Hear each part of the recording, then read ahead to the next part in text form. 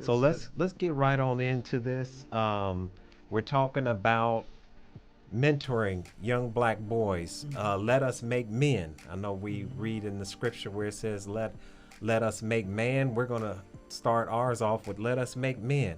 First of all, we like to put things into context. So when we look at the condition of our young men today, one of the things that I first want to say is that the Honorable Minister Louis Farrakhan said that this is the most powerful generation that we've ever produced. The destiny of a people who have suffered for 460 years. We're tired of it. And these young brothers, 13, 14, 15, they're the killers today. They don't play with their OGs who are the old guard in the gangs. It's the young that are doing the killing. They're tired. They're fed up. So when they know what is good for them, please don't play with them, because that's the end. They will take you out because they're made like that. That's the best generation we ever produced, but we got to be the leaders that offer them hope and a plan and set up an example. They're fearless, they're courageous, but they lack any type of guidance. So first, starting off with yourself, can you help sum up the condition of our young black boys today as you see it? Well, a series of conditions have created a condition. Let me say that again. A series of conditions have created a condition that has placed our young men into a conundrum. It's a trap. It's a maze. And those of us who work with them are constantly trying to figure out the new configuration. So it constantly has us moving and shifting. But what I try to instill in our young men when I'm working with them, especially with my adolescents, to say, while you're a boy, follow the instructions of a boy. B-O-Y, be only you. Right? Because a boy doesn't have responsibilities. As you grow older into a young man learns responsibility, and a man, M-A-N, takes care of responsibilities. So I tried to instruct them along that way and use that as the tenets on how we're going to progress. Because what happens, many young men in our community are told not an innocent lie, but a brutal lie. At 12 years old, you're the man of the house. No. Now we got cognitive dissonance taking place. You know, he's trying to fit into a space that he doesn't quite fit into. So when I work with mothers, I try to remind them, I know you mean well, but that statement, you are the man in the house, is detrimental because he tries to be something that he's not. Right. He has time to get there, but if we don't give him that rites of passage, that correct information, then that's when the confusion comes in. That's when a boy thinks he can handle a gun. Right. A boy can't handle a gun. He doesn't recognize the target, so he shoots that looks like him or that is closest to him. I don't want to get too deep. Right. But you got to understand this is what we're constantly doing. I guess in summary, I'm telling you, in our mentoring of young people, we have to spend the energy and the time in detoxing them of the misinformation that gives them misdirection. Oh, good. That's real good. And we'll get back into that detox program. And Mr. Spencer, what about yourself? I like what you said when you talked about the maze or the trap perspective of it, because one thing I see with a lot of young males that I mentor and the boys that I come in contact with, a lot of times they are born into an environment that's already telling them what they're supposed to look like, what they're supposed to do. And that environment is not necessarily healthy. That environment tells them things that are not reflective of all the things that generations before us were taught and things they went and fought for. So what they end up doing is they then create their own perspective of what a man to them looks like. And now with all this access to social media and to movies and all this extra technology, they are creating this own perspective of what they think a man is, but it's not a man that they're looking at. They're looking at people that have experienced traumas or were in the same space as them, so they can relate to them, but they themselves have not grown to what a man is supposed to be, what the virtues that a man is supposed to symbolize and showcase. So now they're just in this cycle of, I'm gonna do what I see this person doing, not knowing that they're being led astray, because most of the men, or most of the black male figures that they see are not true men. They haven't had that exposure to most true men, so they're just emulating the things that they're seeing on TV, on social media, TikTok and Instagram and etc. So really one thing that we do in my job is putting them in more spaces where they're seeing what a man looks like, right? Seeing what an African American man looks like, because that means something totally different, especially in this culture, in this day and age, and all different things that we're fighting. So it's that cycle, it's that trap that you were referring to, not the same trap that they might think of, right? But the trap house.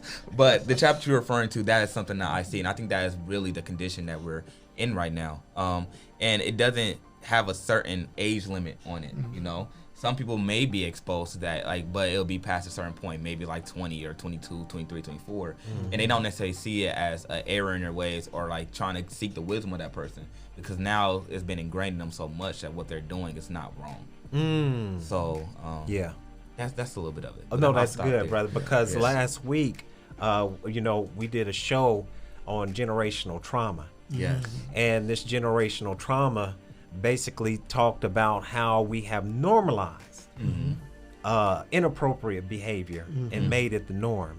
We have been shaped, therefore we don't even know that it's not a normal behavior. Exactly. You know, Brother Tony, how would you like to answer that question? Well, as we know, before we can talk about the young man and how a boy is supposed to become a man, it starts with the parents. It starts in the home. And my thought on it, a lot of us are not educated as parents. As you can see, the ages are getting more younger, so therefore you can only teach what you know. Right. My brother spoke on the correct information.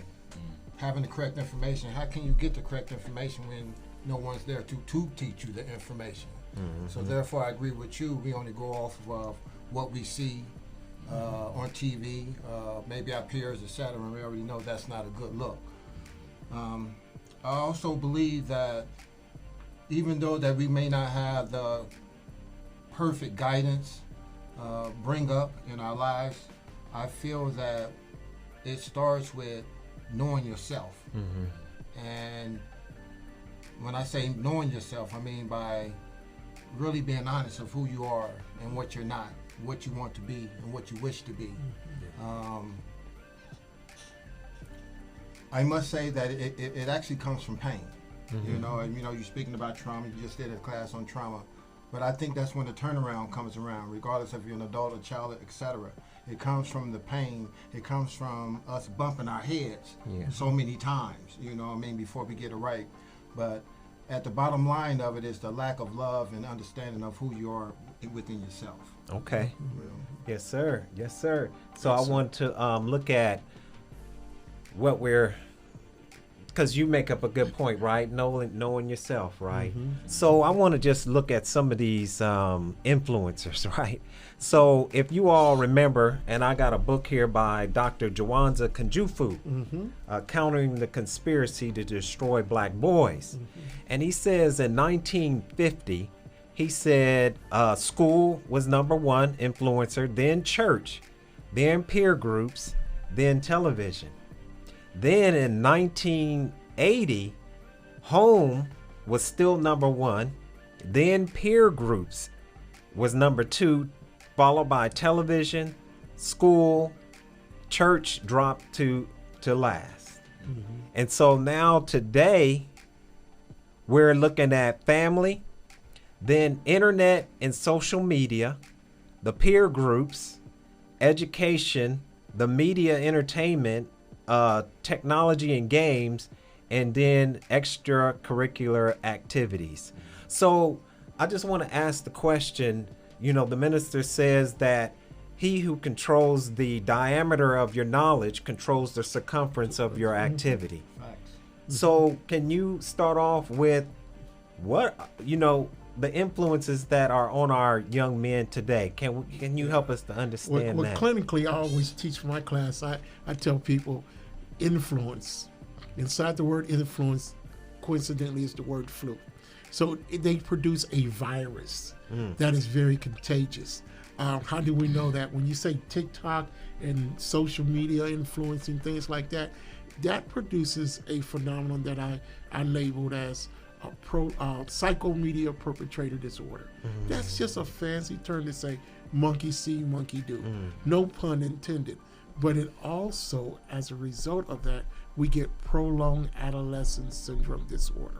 Okay. Prolonged adolescent syndrome disorder, arrested development, right? How many of you seen that 12-year-old who thinks he's 20 years old, who talks like he's 25, who's going to go hard at you like that?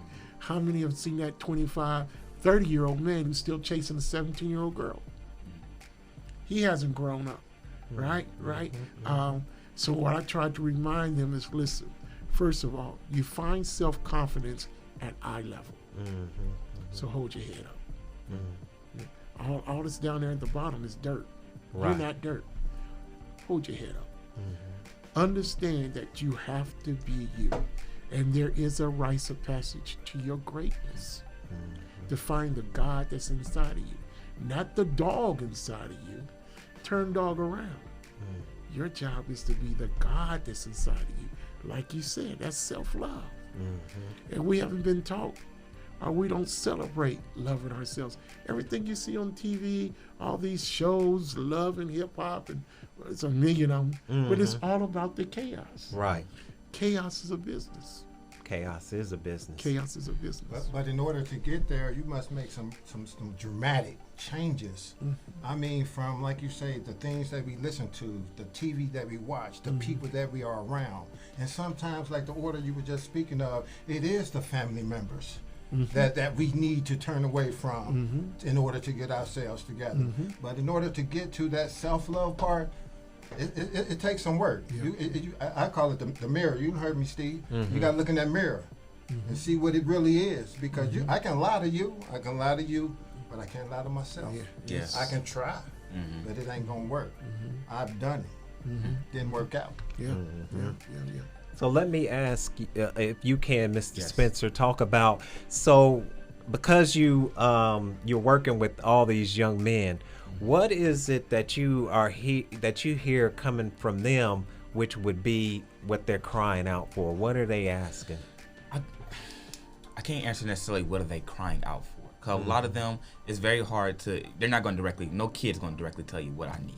Right. You know what I'm saying? Like, there might be times for, like, water, the basic necessities, but they're not going to necessarily tell you what they need. It's about observing their behavior, their character, who they're interacting with and how they're interacting with them. And guidance is one of the largest things. One of the main things is guidance. But above guidance, I want to say is love. A lot of our kids do not have a clear understanding of what love is, especially when a sense of, I'm a very spiritual person, youth pastor. So when I think of love, I'm not thinking of just between a lot of them, they think of love just between the spouse. You know what I'm saying? Like, I know a lot of my boys to get their first girlfriend around 11, 12, you know what I'm saying? They think they know what love is because they mimic what they see their parents doing or their whoever is in their life doing. And it's such a toxic form of love, or it's a toxic form of some type of intimacy that they're mimicking. So with them not having a basic understanding of what love is or a love for themselves, it's hard for them to love others or to have some type of compassion or empathy towards others. Yeah. And that's one thing that they're struggling with a lot, is having that basic compassion or empathy. And when you look at them, they also are growing up in this age of technology and social media. And when you look at social media, there's not a lot of compassion simply there. Like, you're mostly getting force-fed. And then, once you like one thing, the algorithm is feeding you all things that you've already liked. So now it's showing you other forms of being rude or being mean to each other, making fun of each other, social media pranks and going to the store and doing this, or stealing cars and wrecking them everywhere. Like, these are things that we're seeing with our students because they don't have a basic understanding of what love is and are not being guided in the correct direction. So one thing we have to do is treat them with empathy, treat them with some type of understanding, and then not.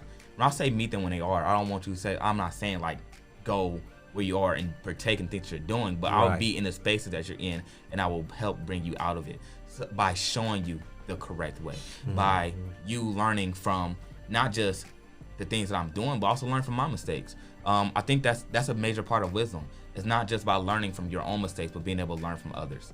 And that's one thing that I inspire my students to do. I inspire them to like be transparent with one another. I'm transparent with them. If I make a mistake, I'll let them know, yo, I made a mistake. If I make a mistake towards you, if I make a mistake in my own personal life, outwards, I made this mistake. But what a man does, he owns up to his mistakes. What a man does is he holds himself accountable, and he holds himself to a standard. So with them having no love, no guidance, and no standard, that is some of the biggest things I see them asking for without them knowing they're asking for. Okay. All right. And so, Brother Tony, I wanted to ask you, you know, we've gone through, you know, we've experienced so much in life. So, and you've come to this point where you have done some inner reflection, right? So what would you say now to your younger self, as though you were living, your younger self is living in today's society? Okay. You can do it. But don't drop the stick on my relay, son. Hey, going back to my old self, knowing that it's okay to not be okay. It's okay to go get help. It was that time where no one could tell me anything. No, I don't want to go see a counselor. But when I did go, it was one of the best decisions I ever made in my life. After my 12 sessions was over, I was upset. When my little hour was over, I was mad. But, you know, having an open ear, having been teachable, knowing that you don't know everything. My brother spoke about something earlier, being transparent, not only with yourself, but with others. You know, especially the ones that's close to you that love you and can see what's going on with you. But you, as yourself, that I chose not to look in the mirror at that time, I can't see it. So just being open to becoming a better me. Okay, for sure. Now, going into a little bit of the rites of passage, right?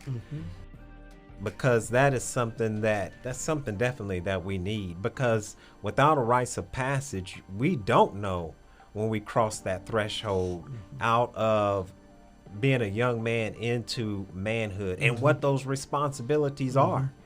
And many of our idea of what a man is shaped by external forces. Absolutely. Can you talk about the rites of passage, but also, because your message in the bottle, it exposed that there are a lot of social engineering that's taking place when it comes down to young black boys? Without a doubt, we need a consistent rites of passage. And the Nation of Islam has a perfect model when they take their young men through that need to be consistent across the country because they're lost. They're wandering. They're the sheep, and they're a lamb. They're out there wandering about. So when you try to correct them, even with love, they are resentful towards you because, like you said earlier, there's no definition for love for them. Right. What they have received through violence is also they have also been told that's love. And now love, L-O-V-E, leap over violence every time. So that's what real love is that ability to be able to control that emotion. And when you talk about empathy, that's what we have to give in that rites of passage. I saw a young brother, and I just felt that he was in a gas station and getting gas, and I felt that this young brother was trying to scheme on how he can get this gas in the car. And I didn't question. I said, bro, back your car up over here.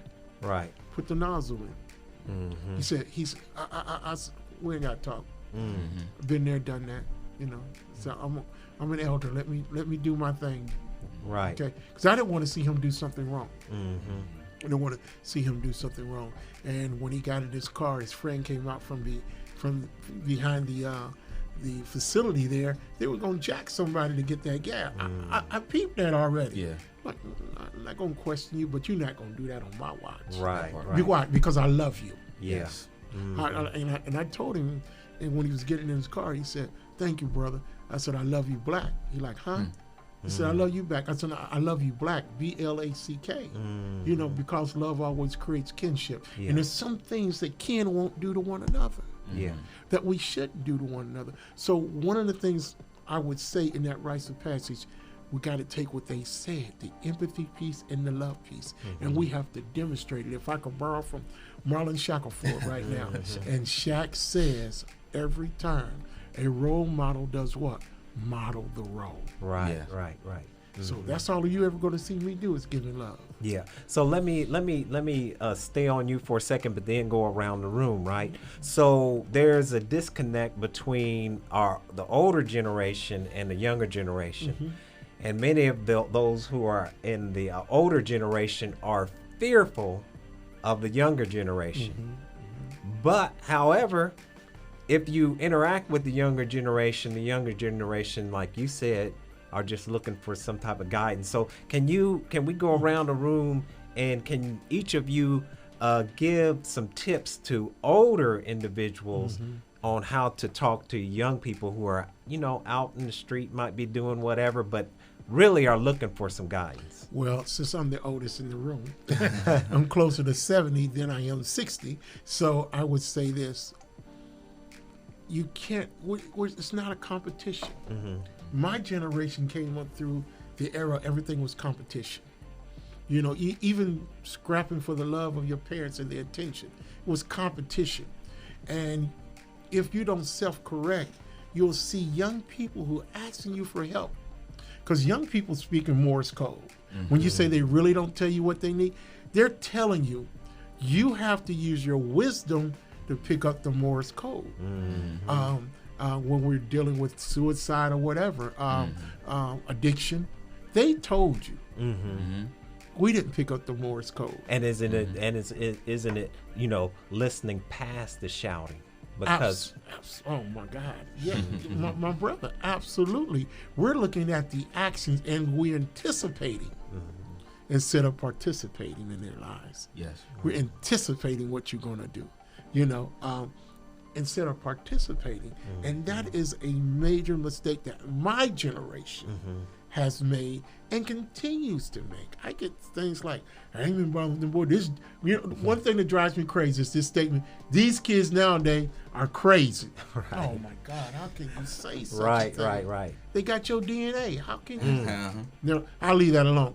But yeah. So we have to open our arms, our hearts, our minds, and our ears, and hear that language. They're speaking a love language to us. Yeah. But we have separated ourselves from it. Right. You'll never hear me say I've raised my 4 already. Well, what, 4,000? Because I've coached 42 years, so I have many of them. That's right. So without a doubt, so it's that we got to take the responsibility. Yeah. Absolutely. Without a doubt. Amazing.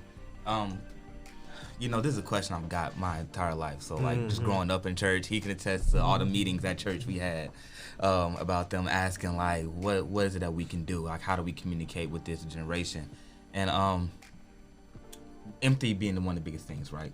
Empathy definitely one of the biggest things. But, God, I was listening to you and I got lost. I was trying to remember what I was about to say. But empathy being the biggest thing, love being there, being present, but also understanding that that's what it was. Nothing is personal. It is not personal towards you.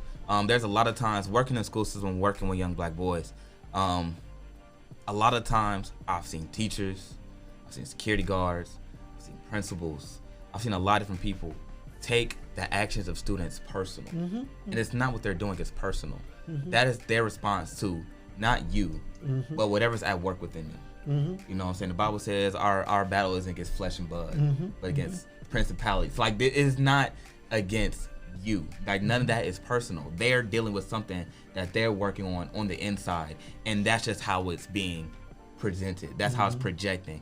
And that's some conversations I've had with Shaq. And the moment you started talking, I knew man, they are two just like, Right. But that's actually a conversation I had to have with Shaq before in the past, was because like he would come to the building and I'll come talk to him like, listen, this situation happened with this student today and this how a teacher responded. Like, let me get your insight. Let me get your perspective, your understanding of it, you know? And these are conversations that I have to go then and have with other adults because I'm like, here you are projecting this disdain towards this student because you took what happened with them personal. And it's not personal. It's something I see a lot in church. Like, you feel like this child's being disrespectful. He didn't say nothing to nobody, didn't do nothing to nobody, but because of the way he walked in, he came in as he was. And you took that personal as disrespect to the way you grew up, into the tradition in the way that you grew up. Well, we're not just here for tradition, we're here for relationship. Right. And and that's in every space that we occupy. And that's one thing I think is important, especially in my position and my role. Not just in my role, but like as a human being, is to understand that we're all here for a relationship and to love one another. Yes. Right. So if we're not here being impactful in this relationship, but we're taking this child that you barely know, you taking their actions personal. You know, I had a student steal from me once, and the way it happened was, I trust my students. You know what I'm saying? And, I always leave my door open. My door is always open. When I'm in there, when I'm not in there, my door is always open. My students, they can go in there at any time. That is a safe space. That's where you can go to vent. That's where you can go to write on the board, hey, Mr. Spencer, I came to see you today. You wasn't here. Come grab me. Things of that nature. So at some time throughout the day, some of my personal objects went missing. You know? And my immediate reaction wasn't to be angry. Like, I know the environment I'm in. I understand where my students are in the space that they occupy. I understand who they are, and I understand that it's my job and it's our job to love and show them empathy and give them grace. Right. To definitely show them grace. Because I would hate to be condemned for something immediately, whether I knew it was wrong, whether I knew it was right.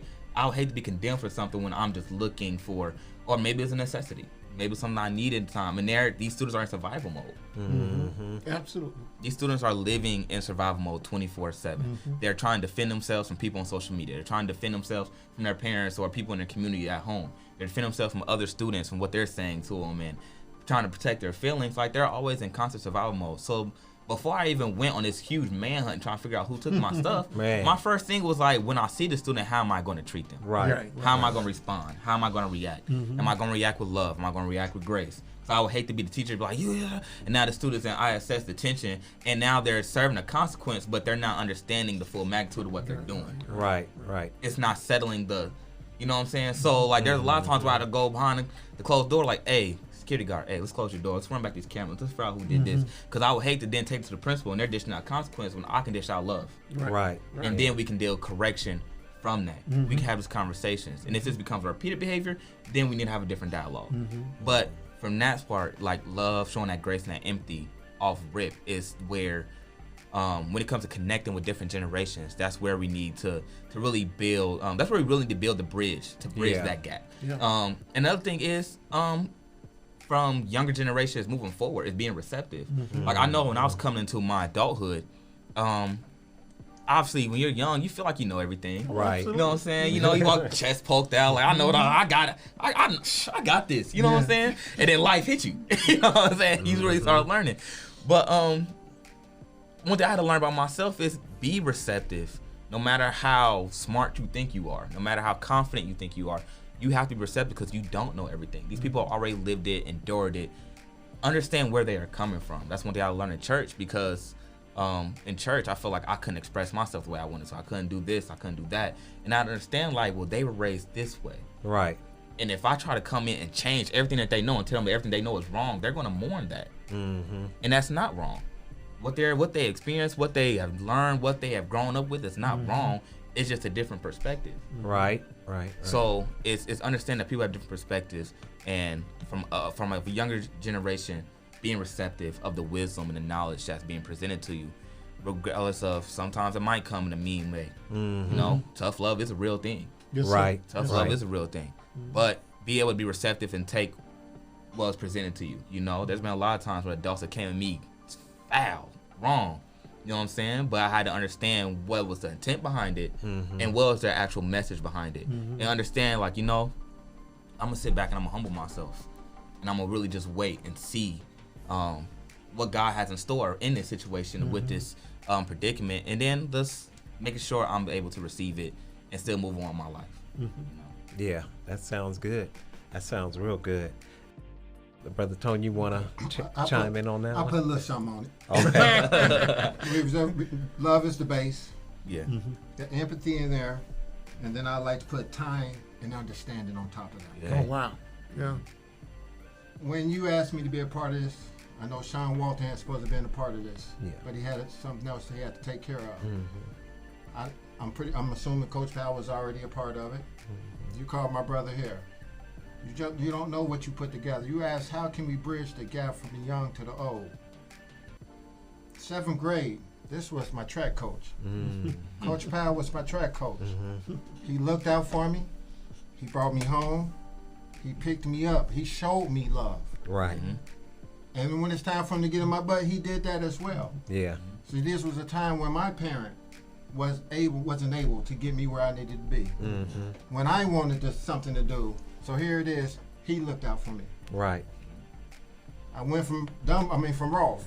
He asked me to come over to Dunbar. Somehow I moved over on Germantown right in time. I started going to Dunbar. Yeah. Played football, freshman football for him. I can remember skipping school one time because I had that girlfriend. I was a little spoiled, had the car, and I had it all.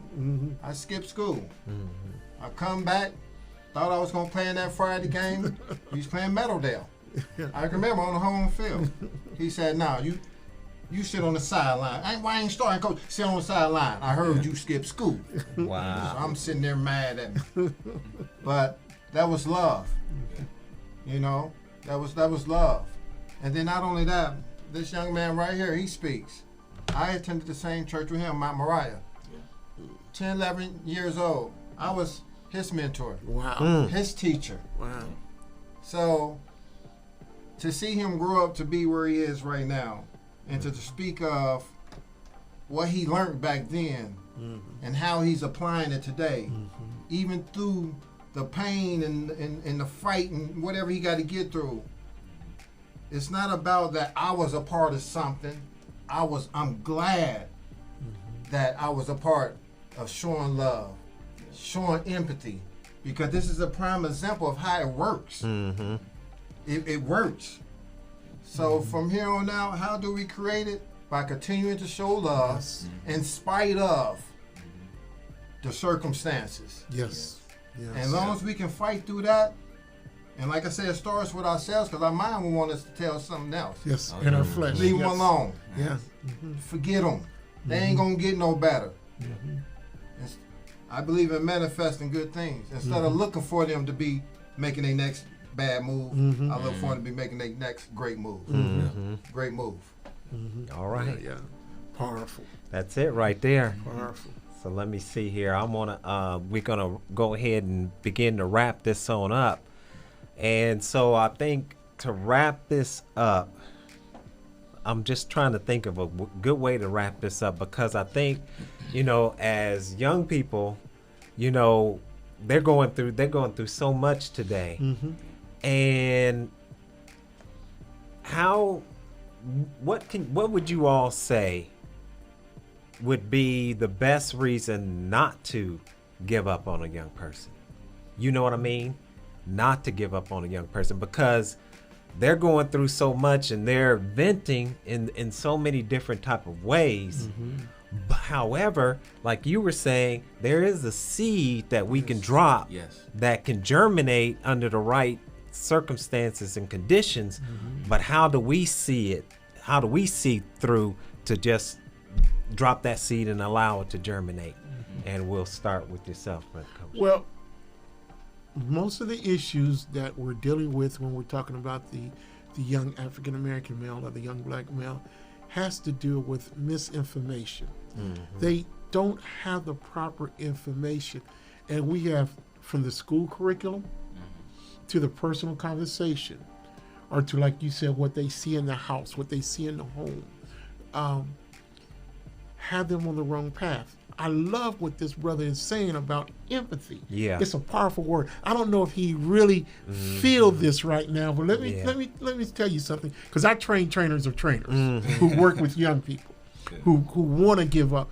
And I write the word empathy on the board. And I said, there's a magic word inside. There's 2 words inside the word empathy that's speaking to you. And we cut through the chase. We get to the word path.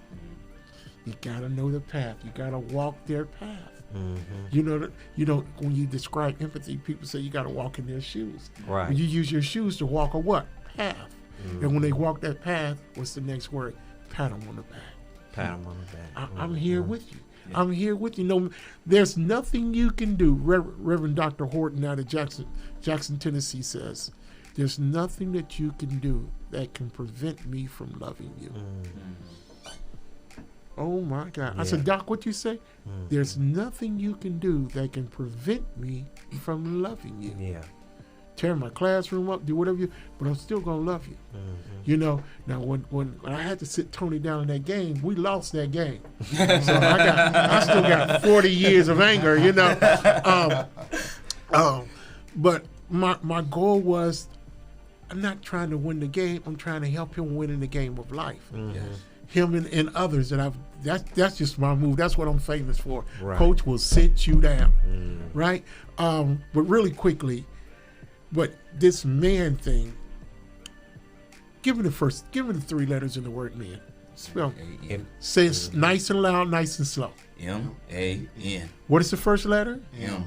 It means to move. What is the second letter? A. Around. What is the third letter? N. The nonsense. That's what a man does. Yeah. Okay. A man moves, and you are to see that exercise when I'm doing it with young people. Yeah. Because I'll put a chair up there and I'll put a toy gun, car keys, money, everything, bras and panties. Yeah. And I tell them, I say, M. They say, move. Yeah. A, around. And I say, what you gonna do now? They choose something from the chair. So you're not a man yet. And they keep going, because I tell them to keep it real now. Right. And they pick up the money, everything, because they're in survival mode. They're in survival mode. So absolutely. So man, move around the nonsense Right. is the bottom line that I want to leave them with. And once we can get them to recognize that nonsense gets you fed time. Yeah. Right? Fed time. And so on and so on. So yeah, making them recognize there's a consequence to the choice. And I just wanted to say, like you said, with the nonsense, one simple thing that I used to just tell my children is like, life, we're energy, right? And the energy that you project into a thing is what you'll get out of it, right? So I tell them the more positive energy, and there's positive and there's negative energy, just like you have on a battery, you have a positive post and a negative post, right? And so negative is needed, but it's to learn from. For instance, there's no such real thing as a failure. Only a failure is when you fail to learn from what caused the failure, right? Scientists, they fail all the time. All the time. And so I just tell them, put that positive energy in, and that's what you'll get out. That's what you get. And that's what will follow you, and that's what that's what you will attract. But the same thing goes with negative energy. You put that negative energy, that's what's going to follow you, and that's what you're going to attract. Absolutely. You know what I mean? Absolutely. So, brother, what would you like to say on that topic? You was talking about like what reasons to not leave a child alone. Is one, to be able to see yourself in the child. In every child I come across, no matter what they look like, nationality, gender, etc., I see myself in every child I come across. And I see that there were things that I needed when I was a child. Every child needs something. And I always try to be what I needed as a child to somebody else. What I needed was somebody to see me, to see my potential. When I would go to church, he was, it don't matter how many kids he was teaching, he would stop and look at me like, there's something about you. You're special. There's something inside of you. There's something guiding you. To be able to be that for my students is why I refuse to leave any child behind. No matter how bad everybody else think they are, no matter how many times they've made a mistake, I always want to see the potential in them and help them pull it out.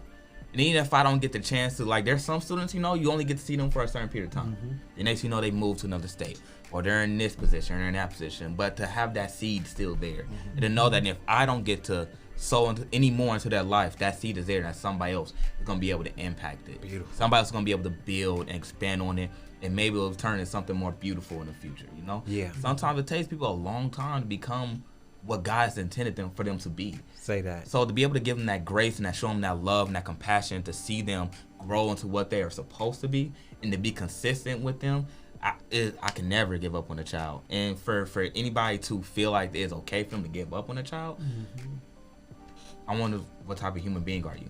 If you are a man, you giving up on a child, are you really a man? Wow. Wow. Are you really somebody that has compassion, empathy? Are you really displaying the things that you claim to believe? Are you a virtuous man? You know, like, do you have a solid foundation? You can't have a solid foundation. You going right with the sand when the storm comes. So I can't consider you I can't consider you a real man if you give up on any child, because we all have been seeking wisdom and knowledge. You know, a man, you're constantly seeking some type of wisdom, knowledge, or some way to get better, to be more effective, to be more equitable, to be more engaging. Like, you're always seeking something to be a better version of yourself. So if you're giving up on a child, you're not giving that child what they need. And in return, why do you think you should receive that? Right. So that is one thing I would say about, like, never giving up on a child. That's beautiful. And you know, now, as far as giving up, and then we'll go to you, Brother Tony, is that it's a difference, right, between, you would say, between giving up and just stepping back and allowing them to see the results of the road that they're traveling down. Okay. Oh, yeah. I mean, for everything, there's a season. There is a season where you have to step back and allow kids to see, like, you learn off your consequences, off your mistakes. You know what I'm saying? If you're not learning off that, that's what you were just referring to. If you're not learning from that, what are you doing? So, like, there are times when people have to step back. Like, there were times my parents had to step back and let me figure things out for myself. Or, like, you know, I come from a community, you know, like a village. Like, I really had mentor after mentor after mentor, and people that were invested in my life. You know what I'm saying? And there were times when everybody had to say, figure it out. And I was like, you know, now as I've grown, now I've seen the error in my ways. Now I understand that this was just a mistake. You know what I'm saying? You can't have a testimony without the test. You know what I'm saying? And I had to learn in those tests and in those storms what to do, what not to do. So, like, yeah, there's definitely a big difference in giving up. When I say give up, you are fully stepping away and say, I want nothing more to do with you. Right. You know what I'm saying? To tell, I want nothing more to do with you, and to stand on that, to commit to that, that's a crime. That's a crime. That's a crime. Like, that is terrible. You know? Right. Brother Tony, what would you say? Hey, these brothers they laying it down, brother. Yes, sir. So Yes, they are. I just put a little bit on it. To give up on the young black brothers, like to give up on yourself. Yes, sir. You know, Teach. You know, I also work in the schools with children, fifth grader boys, and what I've come to find out, and actually not only with my young black men, we have a problem with we do not know how to express our emotions, and our feelings, and that's where a lot of our issues and problems and stumbles come from. Not knowing that not only that it's okay to express what you feel, but us being, in order for us to bridge that gap, we must have, like you said, that open door policy where I feel that I can come to you and speak to you about what's going on in my life. You know, and I really believe that that's where it starts, that state. No doubt, for sure. Yeah, for sure. If I could, that's the mental health piece that we need to talk about, because crying, I do a crying exercise. I allow my young men to cry. Right on the board, CRY, cleanse to rinse yourself. Yes. See, that was another cleanse to rinse yourself. Yeah. That's why God has put that component in you to emote, to cleanse yourself. And we've been told, I was told as a young man, men don't cry. Man up. And that same room for us to man up is why we have so many black boys laying down, manning down. Oh yeah. Right. Because it's holding it all in, ain't it? Oh my God! that was- And and it goes stress. so that's that energy. So it Right. becomes so negative. You put it on someone else. Yeah. Oh yeah. Right. You put it on someone else. It changed your eye gate. Yep. I see you as an enemy now. You step on my shoe accidentally. I don't wait for no apology. I just kill you. Right. Right. Mhm. All that's energy. Exactly. 15 years is a long time. 15 years. So if is you're a long 15 time. years old, when I hear about a 15-year-old, shooting somebody, I instantly think, what was that energy? Mm-hmm. You know? Yeah. Oh my God. I had a student. I want to talk about focus and discernment in a minute, but I had a student just last year, and I'm not gonna say no names. I'm not gonna put extra information out there. It wasn't last year. It was earlier this year, 2024. He murdered 2 people. He murdered 2 other students and went to another school. Now he had left my school, was going on to doing other things, right? And in the situation, he wasn't even directly involved in the situation. He was just there, Right. standing by, watching. And then 2 boys was scrapping, doing whatever they was doing. As soon as they got done, he looked at them, was on a run for 2 weeks. Like, I knew that student, and I knew what he was going through at home. I knew that he didn't feel the love of his mother anymore. His mother felt like she could not do nothing else with him. So for 2 years, he was either with grandma, dad. There was no stability anywhere he went. Never knew what stability was. Never knew. His dad would not teach him about the importance of being in school and getting knowledge. Like, when he came to school, he only came to school to meet the certain number of days he needed to play football. And he was playing up in football. Right. Right. So I say all to say, because like that's really what you were saying. That is really it. That in action. Yes. That's really what it looks like in action when these kids are experiencing this lack of love and this lack of understanding and being able to understand these big emotions that they're feeling, and especially being exposed to them emotions. so early. Big emotions. You know, when I was 12 years old, there was a girl in my school that killed herself. I had no idea what suicide was. You know what I'm saying? I knew I was close to her, but I had no idea what suicide was until that day. For years, for the rest of my teenage life, I struggled with depression, anxiety, Right. and all these big emotions I didn't know how to process. I feel like I couldn't talk to nobody about it. You know what I'm saying? No fault to my dad, 'cause my dad's amazing, but like you said, man, we don't cry. We don't do this, we don't do that. Nah, go man up. Go Right. wipe off your face. Go outside, figure out, do something. Just don't be crying. Yeah. Do something. Like, now he's grown. Now that I'm grown, and me and him have conversations, we cry together. Yes, sir. Yeah. You know what I'm saying? We've had that growth together. No doubt, You know what I'm sir. saying? That's such a Yes. blessing Yes, in my sir. life. Yes, You know what I'm sir. saying? Like, and it don't gotta be nothing big. It be like, man, you had a long week. You had a long week, man. Let's That's right. get it out. But like, Right. but for years, I could not get past that, you know, and Yeah. everything bottled up, and it came out in anger towards that first girlfriend, you know. Yeah. And it came out in being distant from my siblings when they needed their big brother. You know, it came out in being distant from some of the people that were vital in my life, but I needed them around me because I wanted to live in my bubble now Yeah. and live in my emotions and to stay in my room and to stay under that blanket. You know, like there's not many people that know. Like, I had my own struggles with suicide. You Yeah. know? I had Right. my own battles with that. Far from it now. Far became it now. Thank God I have. But when I was in that season of my life, when I was going through it, you know, if it wasn't for the solid foundation that I had from going to church, Yeah. or from being in those spaces where I was exposed to what real love was supposed to look like, for being in spaces where I was exposed to how you're supposed to love yourself to a degree, you know, like all those things, I had to lean on them again to come out of that space. Our kids don't have that foundation to pull themselves out of that space.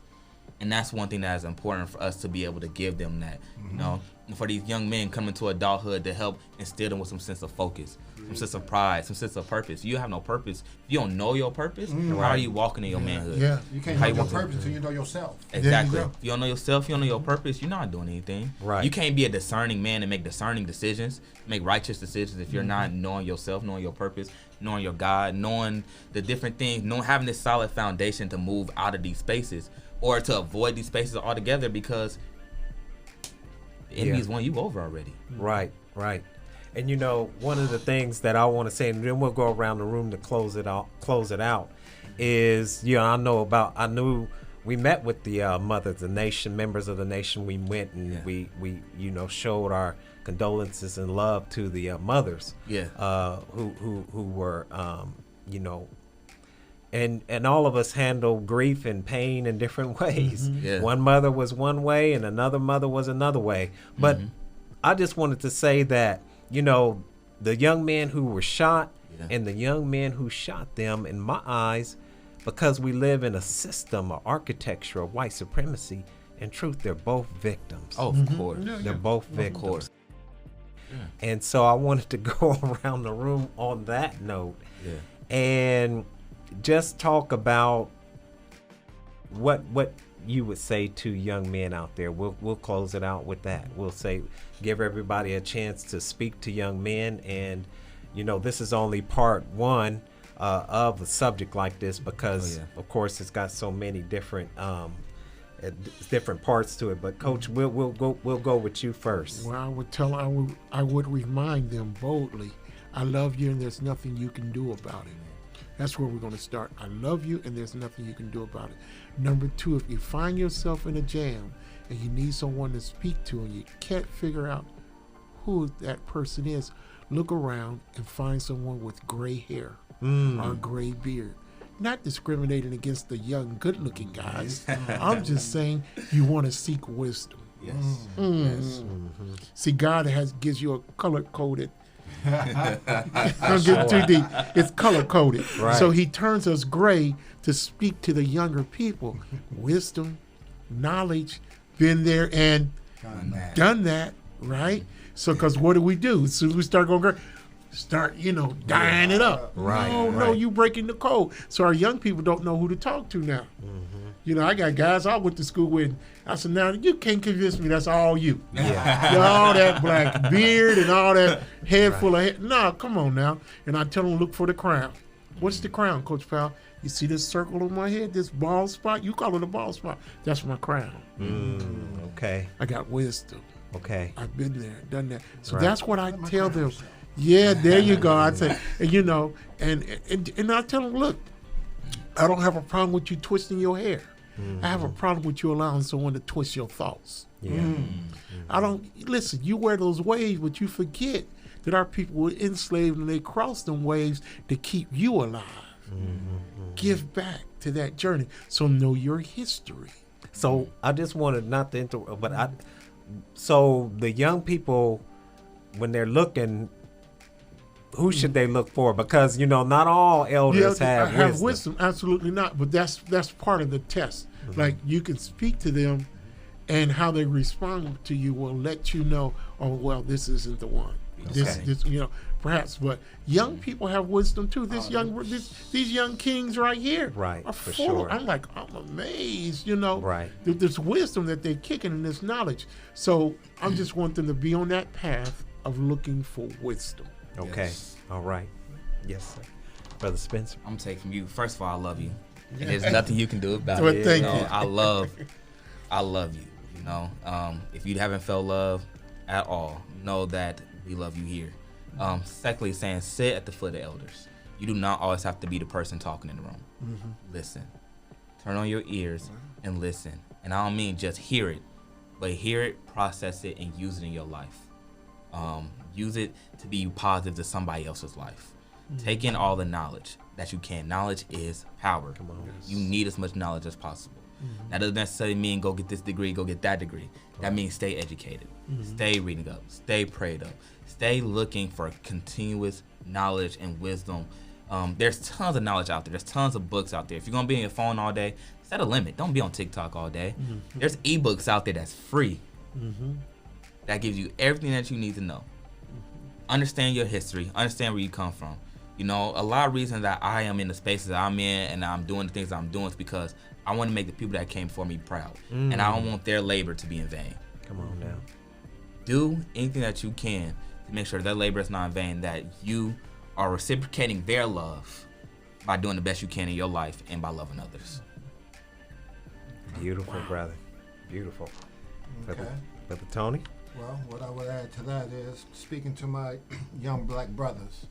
First and foremost, I love you. Secondly, it can be done. It's possible. There's happiness and joy on the other side. Number 3, you must put in the work. There's no reward without the work. And what do I mean about the work? You gotta face yourself. You gotta face the shadow side of yourself. What's the shadow side? all of the things that you don't like about yourself. All of the things that you are doing to not only hurt yourself but hurt others. The things that are preventing you from growing and becoming your greatest self because you refuse to be transparent to yourself first and foremost. Come on, bro.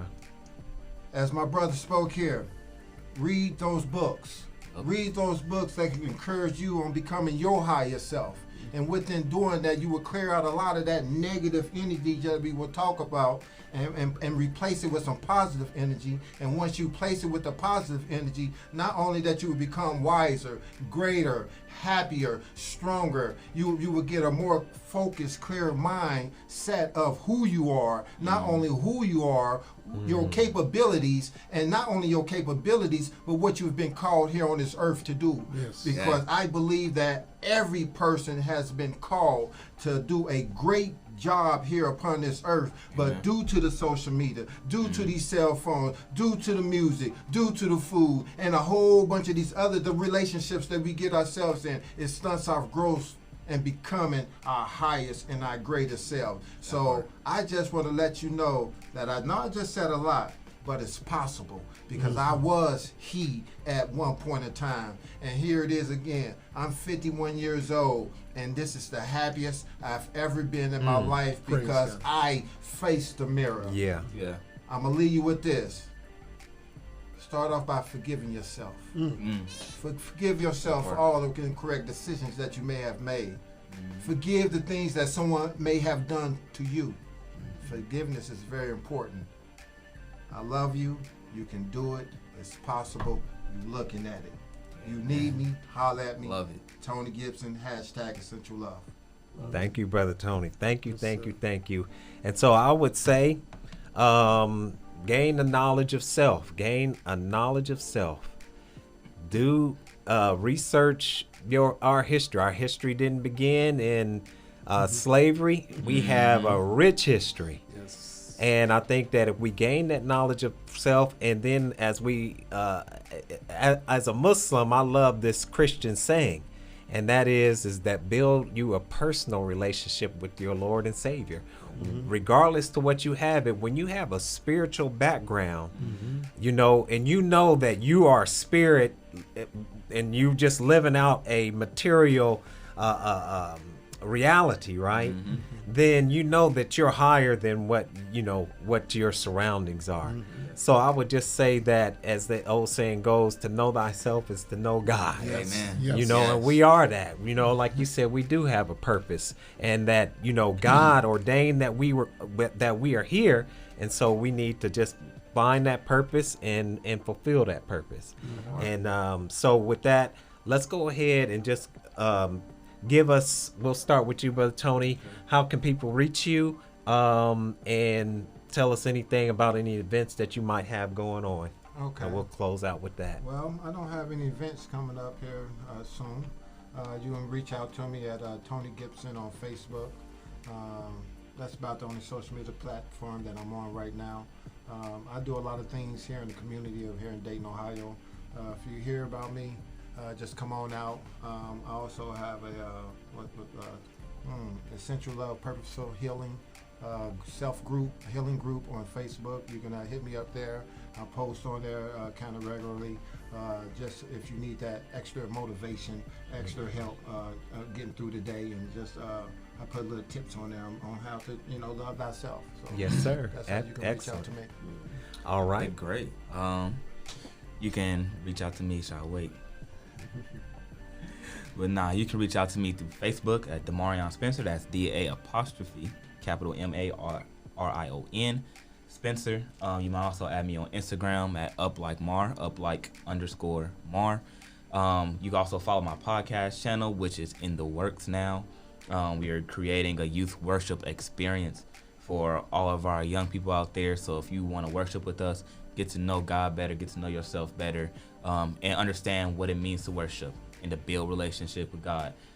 You can follow that at Youth Worship Hour Experience. That's YWH_experience. You can follow us on Instagram. There'll be a YouTube coming soon. On July 28th, 2024, starting at 10 a.m., we have church in the lot. We'll be worshiping outside. We will also have a youth field day in that same day. So come out, have a good time, enjoy yourself. Everything's free. 3801 Fairbanks Avenue, Shiloh Baptist Church. We're a gathering that a people shall be. You are more than welcome to come and fellowship with us, and just know that we love you.